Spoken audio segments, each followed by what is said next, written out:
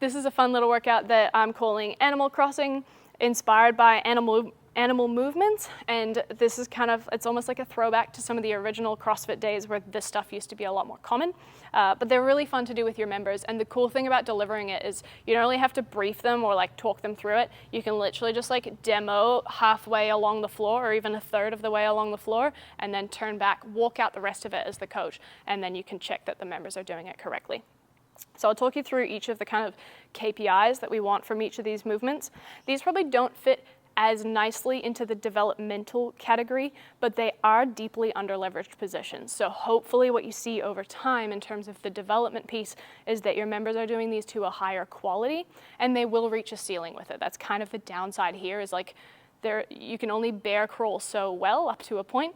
So your RX elite members, you're really just aiming for the highest quality possible with these, and then your like newer members or those that find this a little bit more challenging, you're just asking for them to like get better at this every time you do it.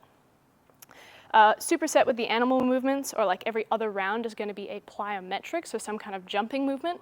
The KPIs for those are pretty consistent. We want to see a whole foot landing. It shouldn't be this cute little like dipping the toes in the water movement. It should be a whole foot smack into the ground and they're attacking the ground with their feet. You'll hear a better sound with that kind of a jump than you will with that sound. Okay? So let's start off with the first one, which is a bear crawl. I'm going to coach a slightly different variation of a bear crawl. I know some people have different versions of this, but I like to go knees no more than 3 fingers off the floor with an extra big focus on protraction. So really reaching the shoulder blades around the rib cage, pushing into the floor. So we're maintaining that nice protracted position all the way through to our halfway mark.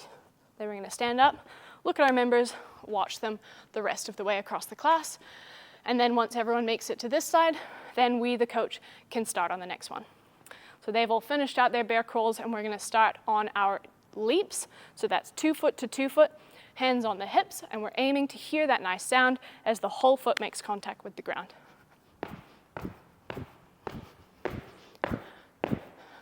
Cool. Turn back, look at your members, watch them, listen for that nice sound. If you identify anyone who's real quiet, ask them for a fuller foot landing. And then we've got crab walks. So my members have leapt all the way here. I'm going to say next up is crab walks. Drop down on my back. The reason I like a crab walk is very rarely in CrossFit do we see ourselves in shoulder extension. The only time that we regularly see that in a workout is in a dip, and you'll see a lot of people do their dips and they actually don't extend the shoulder. So we're going to ask them to actually extend the shoulder here by lifting the hips all the way up to the sky, and you can see now my shoulder is extended, and I'm walking. Just enough steps that the members can see. Stand up, watch them on the way back. They'll try to cheat it by dropping the hips to get away from the shoulder extension because it'll feel stretchy. As long as they feel like just a stretch and not like my arm is ripping out of its socket, we're probably going to be okay with a little bit of that sensation, as long as it's all happy sensations, not like sharp shooting pain. The next one is, our split exchange leaps. So again with the leaps, but we're just going to go 1 foot in front of the other, alternating. Hands on hips.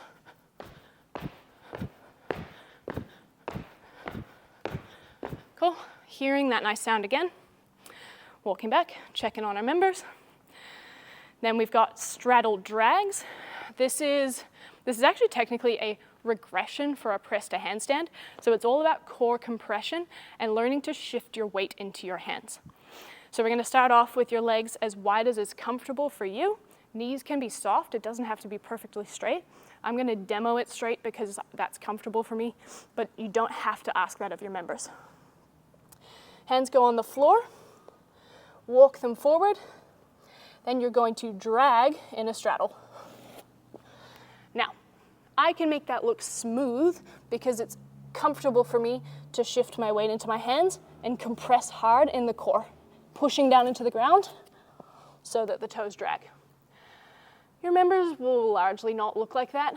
They will kind of do this and that's okay. We're gonna let them do that for now. As long as they know we're asking them to get their shoulders as far that way as they can and push into the ground, we're gonna allow that little like thudding, hopping thing, because they don't have the skills yet to push and drag. So we demo, we watch as before.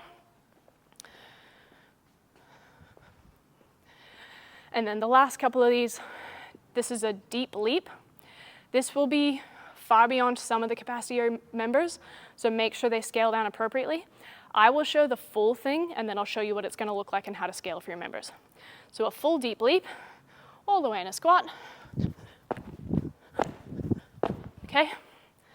Obviously, I have great knees, lucky me. But a lot of your members are gonna find that very scary, or it will not be in their capacity, and we don't wanna push that. This is a challenging movement. So we're just gonna let them drop as deep as they feel safe and hop there. And we're gonna encourage them to try to think about rolling through the foot rather than kind of like stopping and thudding and stopping and thudding. So we should see that kind of nice roll as the foot goes along the ground. Okay. I know that this is taking me a while to explain. This is actually quite a quick warm-up. So this is a fast little like 6-7 minute job. The last one is an arch to hollow roll. Remember, this is a good time for us to remind our members about good positions in the arch and the hollow. So that's a big glute squeeze in the arch, not just shoving their guts into the floor, but like squeeze that tight and then lift off the ground. And then in the hollow, really seeking that like pushing this down into the ground, ribs are pulling in, nice big shrug reaching up. So arch to hollow.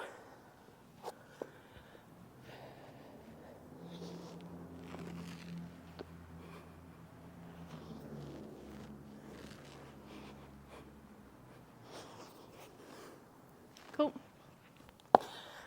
Hopefully, if I've demoed that well, I rolled straight into the hollow position where my back was on the floor. I didn't roll into this position and then slowly correct it down. I think that's it. Like aiming just to hit those slightly different positions that we don't always do in CrossFit. Core compression, that like protraction in the bear crawls, thinking about the press to handstand movement and those the straddle drags. I think those are all the things we want to think about there.